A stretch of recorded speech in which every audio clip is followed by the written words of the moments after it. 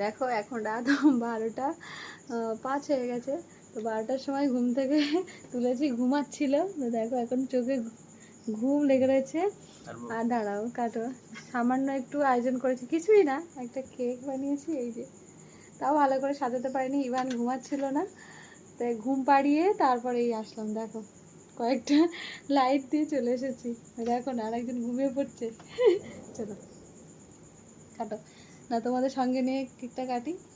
Happy birthday to you, happy birthday to you, happy birthday dear my husband. দেখো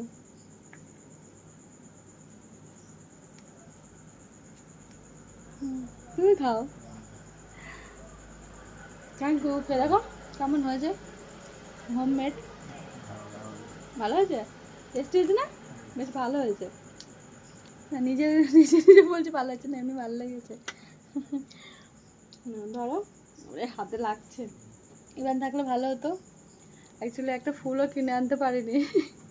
কী করবো, আমি বেরোতে পারিনি এই জন্যই, ইভানকে নিয়ে বেরোনো যায়নি। এই দেখো, তাই কোনো রকম ঘরে যা ছিল সেটা দিয়ে বানিয়েছি।